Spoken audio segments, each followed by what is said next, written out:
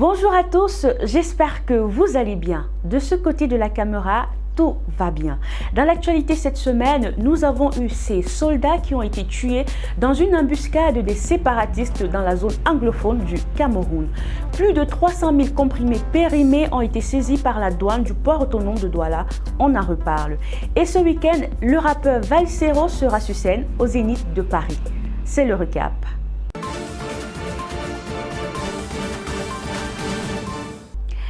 Bienvenue une fois de plus. Alors, où achetez-vous vos médicaments lorsque vous recevez une ordonnance d'un médecin? Vous vous demandez certainement pourquoi je vous pose cette question. Vous le saurez tout de suite. Plus de 300 000 comprimés périmés ont été saisis par la douane du port autonome de Douala. D'après une communication de la Direction générale des douanes, 1156 cartons de médicaments périmés représentant 320 292 comprimés importés sans déclaration ni autorisation du ministère de la Santé publique ont été saisis par le bureau principal des douanes hors case de Douala Port-Saint. C'est à l'issue d'une visite à quai d'un conteneur censé contenir de la brocante en provenance de Suisse. La cargaison frauduleuse était sécurisée en attendant les suites contentieuses. Selon une étude de l'Ordre national des pharmaciens du Cameroun, les médicaments vendus dans la rue sont constitués des produits contrefaits, de faux médicaments et de médicaments de bonne origine, mais sortis du circuit normal de distribution. Ce circuit illicite, souligne la même étude, représente un peu plus de 25% du marché de médicaments national, alors que 40% des médicaments de la rue proviennent de la contrebande. Alors, prudence, prudence, prudence.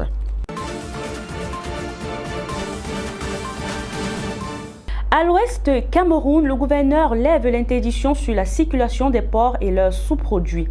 Un arrêté régional signé le 14 septembre par Awafonka Augustine, gouverneur de la région de l'Ouest, porte, je cite, « lever des mesures d'interdiction de circulation, de transport et de commercialisation des porcs et sous-produits porcins dans la région de l'Ouest ». Fin de citation. L'autorité justifie cette décision par la calmie observée dans le cadre de la peste porcine Afrique dans cette partie du pays.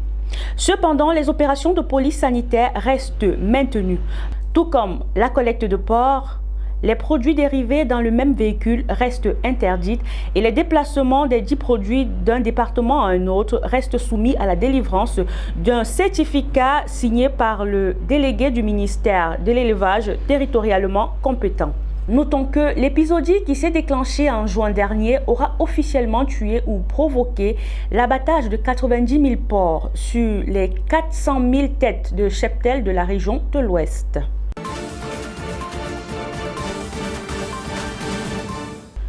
Une dizaine de soldats tués dans une embuscade des séparatistes. Jeudi 16 septembre, une patrouille de 2 blindés de l'armée est tombée dans une embuscade à l'argent explosif improvisée sur la route Bamesing-Sabga dans la région du Nord-Ouest. D'après une source sécuritaire, les militaires dont les soldats du bataillon d'intervention rapide ont été tués par les séparatistes venus en grand nombre.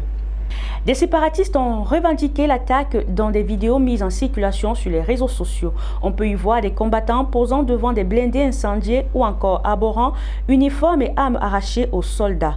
Dans d'autres encore, les corps des militaires mutilés ou brûlés.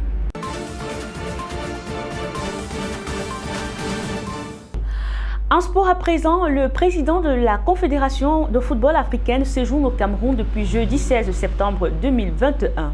Patrice Motsepe a rencontré dans la matinée du vendredi le Premier ministre Joseph Dion-Ngouté. We had a wonderful meeting, and I must say I'm proud not just as president of football in Africa, but also, you know, I come from a business background, and to see the quality of leadership and the discussions we had and the leadership that the Prime Minister is providing in preparing, in partnership with CAF, to host what we believe is going to be one of the most exciting AFCON competitions here at home in Cameroon. And we had wonderful discussions. We are making good progress, and because our ambitions and our expectations are very, very high, there's this ongoing discussions to keep track of the good progress and the successes that we are making. À 4 mois du coup d'envoi de la 33e édition de la Coupe d'Afrique des Nations, 3 sujets ne sauraient manquer dans les échanges des deux hommes, notamment l'état du stade Olembe toujours inachevé, la signature de l'accord cadre pour l'organisation de la prochaine Coupe d'Afrique et les préparatifs du tournoi. On y reviendra dans nos prochaines éditions.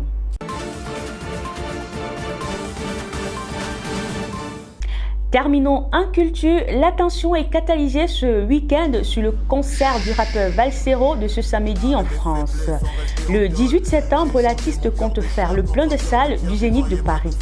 On va écrire l'histoire, les gars. Cet événement est d'ailleurs très attendu et il va réunir plusieurs artistes et personnalités.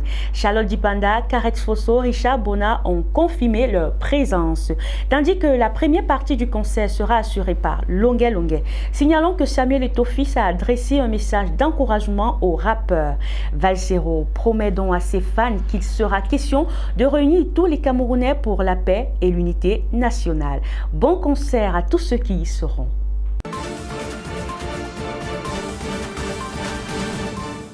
Nous allons nous dire au revoir parce que c'est la fin de cette édition du Recap. À très bientôt.